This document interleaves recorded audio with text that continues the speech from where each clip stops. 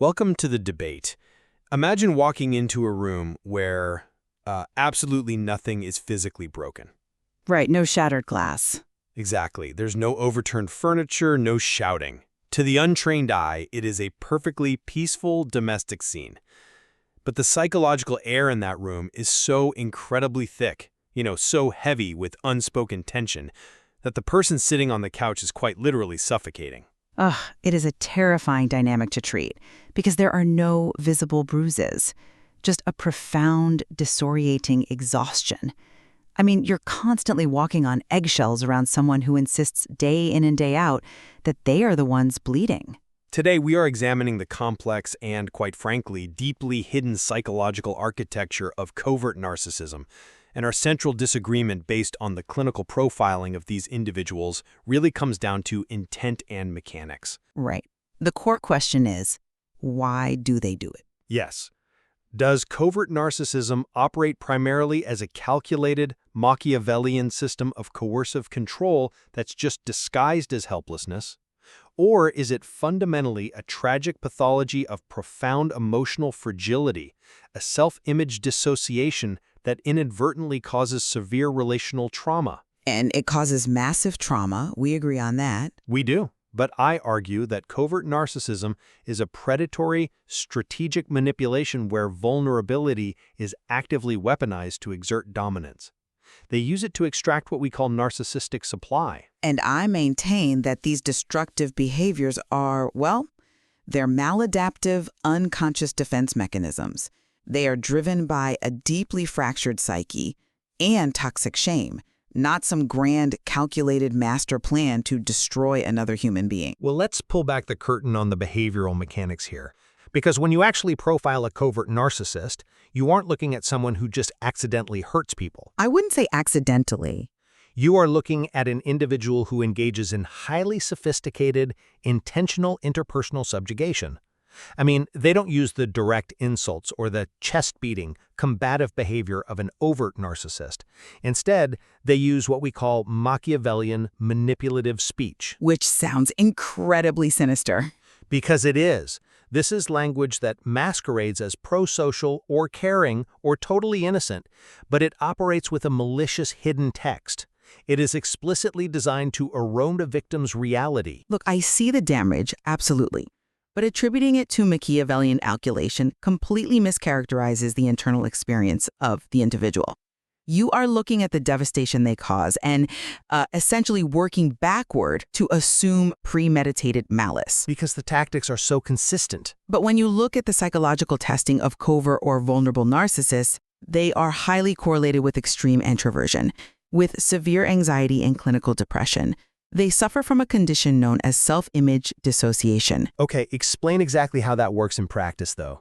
Because regardless of the internal state, the result is still emotional extraction. Right. So, imagine their psyche is split into two entirely different rooms. In one room is a secret, hyper-idealized, grandiose self.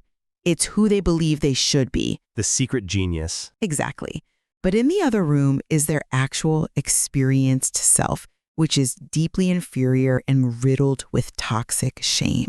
And they are constantly oscillating between these two rooms because they usually grew up conditioned not to compete, maybe by a domineering, overt narcissist parent. They learned that standing out was dangerous. So they hide. They hide. So their manipulations aren't a game of chess.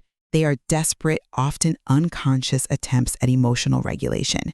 I mean, they are a drowning person pulling you under the water with them, not a shark hunting you for sport. I see why you think that, but let me give you a different perspective on how they actually deploy this fragility. Wait, look at how they use pity. The self-deprecating comments? Yes, we call this solicitation speech, and it is fascinatingly precise. The covert narcissist will use phrases like, I guess I'm just a loser, or I always ruin everything, as a calculated crutch. But they actually feel like losers in that moment. Do they? This is weaponized incompetence and pseudo-humility. When they say, I'm so ugly and useless, they aren't expressing genuine depression. They are ostentatiously eating humble pie to force the listener into a very specific behavioral script. Which is to reassure them. Exactly. They are forcing the target to contradict them, to say, no, you're brilliant, you're a great partner. But you're assuming they don't actually feel useless, that they are just faking the depression for a compliment. I'm saying the function of the behavior is control. That's not depression. That's weaponized guilt. By doing this, they intentionally force the victim into the rescuer role within the Karpman drama triangle. Ah, the drama triangle. Right.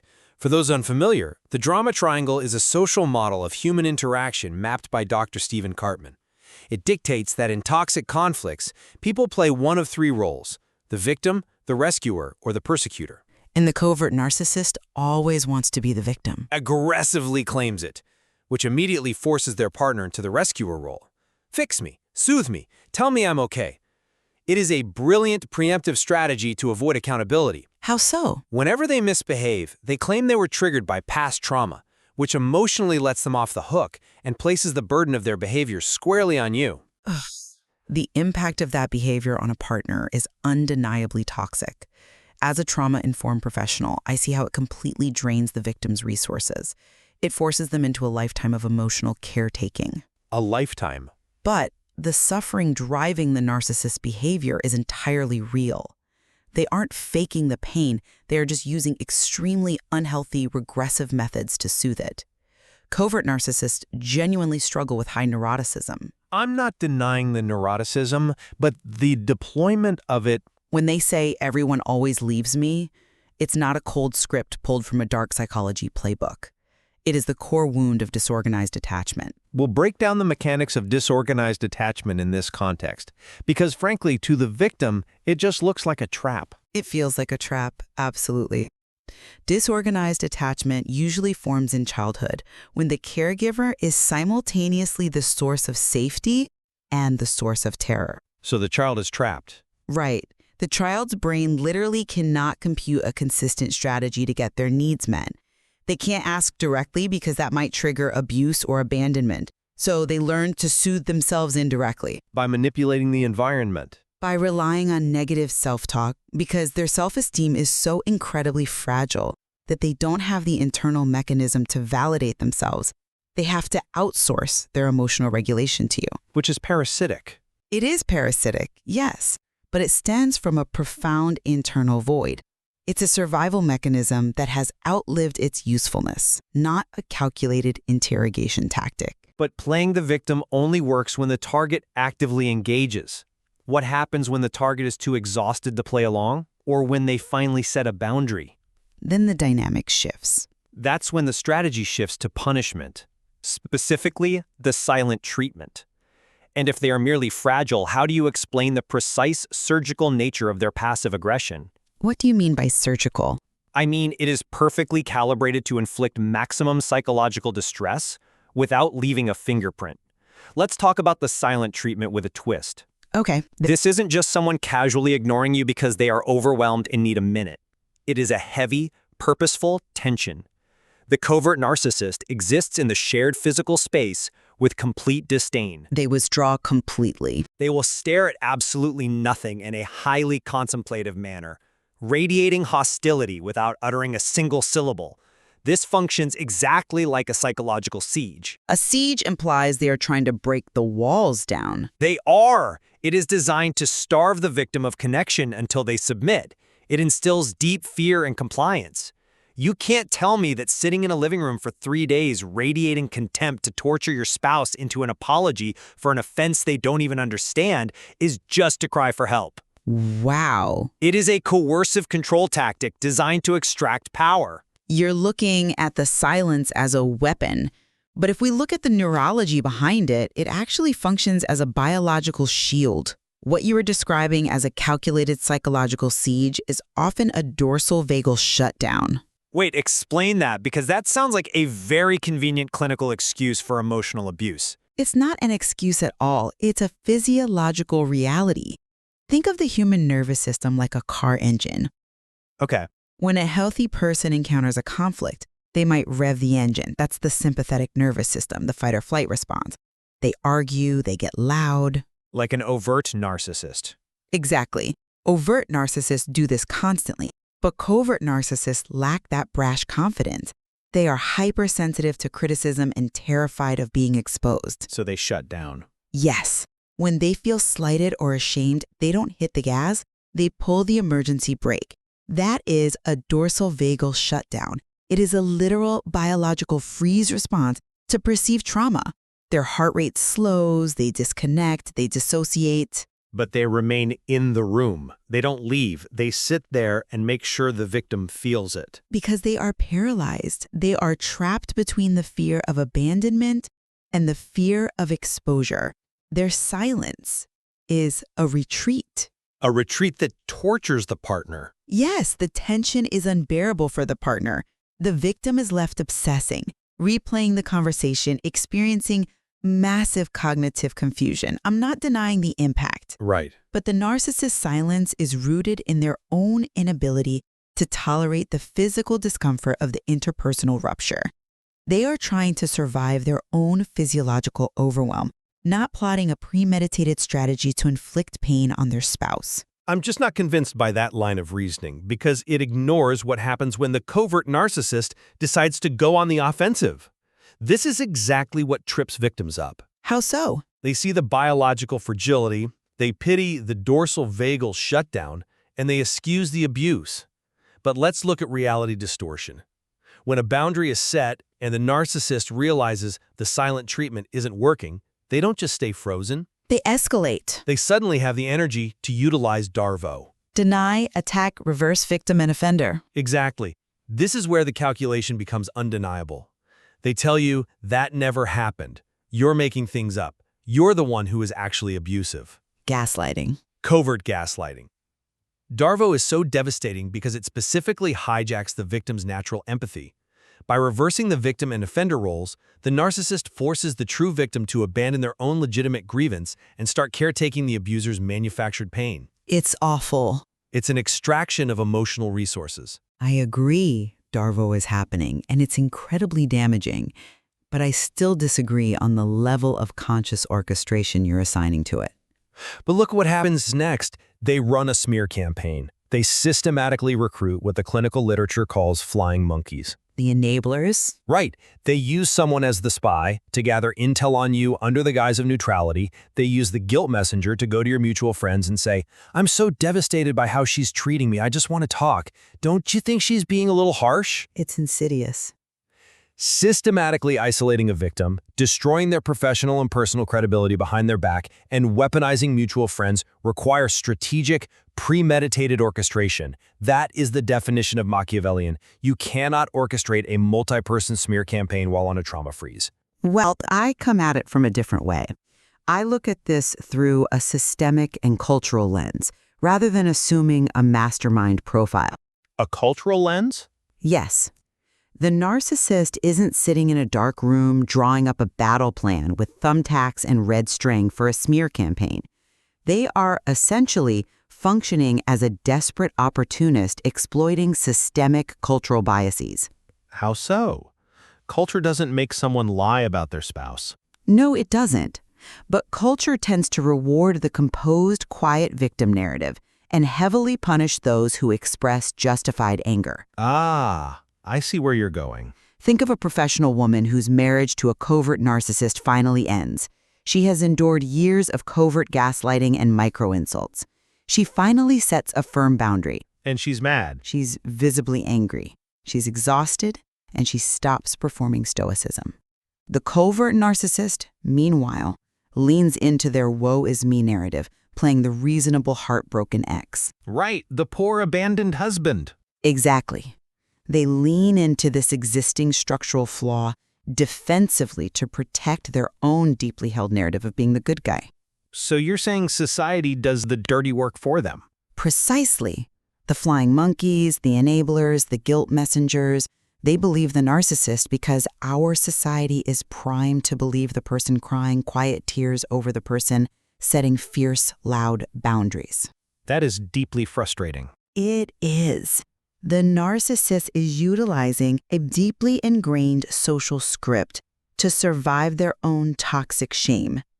They are terrified of being seen as the villain, so their fractured psyche instantly constructs a reality where they are the victim. The culture simply does the heavy lifting for them by validating that delusion. But that survival requires the deliberate destruction of another human being's reality. Whether they are consciously twirling a mustache or just instinctively protecting their ego, the behavioral output is predatory. The output is destructive, yes. And that brings us to how a victim must actually respond to survive. Because the covert narcissist is constantly seeking this narcissistic supply, this unearned validation, this emotional reaction. The only way out is through rigorous, mechanical boundary setting. Which goes against every instinct a compassionate partner has. Exactly. This is why therapists push the BIF method so hard, keeping communication brief, informative, friendly, and firm. It's essential. You do not explain yourself. You do not offer apologies. If they text a hostile Darvo-laced accusation like, you obviously don't care about our child's well-being, you do not take the bait. Right, no defending. You respond with, the child support payment was sent today at 3 p.m., period. You must also use the gray rock method. You make yourself as uninteresting and unresponsive as a gray rock on the ground. Flat tone, short answers. No emotional resonance. Why? Because you are starving a predator. You are denying them the emotional extraction they require to function. If they were just dysregulated, a heartfelt logical explanation would calm them down. But it doesn't. Never. We both know that jading, justifying, arguing, defending, and explaining only gives them raw material to weaponize against you. Well, while we fundamentally disagree on the origin of the malice, the clinical protocols for survival remain exactly the same. We are in absolute agreement that the BIF method and Gray Rock are essential survival tools. They are non-negotiable. But I reframe the why for victims, because understanding the mechanism actually helps them maintain the boundary. How does reframing it change the application of Gray Rock? Because Gray Rock works because it relies on the behavioral psychology principle of extinction. You are removing the reinforcement for a dysregulated behavior. Think of the narcissist like a person interacting with a broken vending machine. Okay, a vending machine. Soda came out. The soda is your emotional reaction, your tears, your frantic apologies. When you start Gray Rocking, you turn yourself into a broken vending machine. They press the button and nothing comes out. And what happens when the machine doesn't work? Because they don't just walk away immediately. Right, and this is critical for victims to understand. They might shake the machine. They kick it. In psychology, we call this the extinction burst. The escalation. Yes. When you withdraw your emotional labor, they escalate. They escalate the guilt trips, or they resort to hoovering, suddenly becoming nostalgic, charming, and intensely loving to suck you back in. Ugh, the hoovering is so manipulative. They are shaking the machine to see if one last quarter will drop.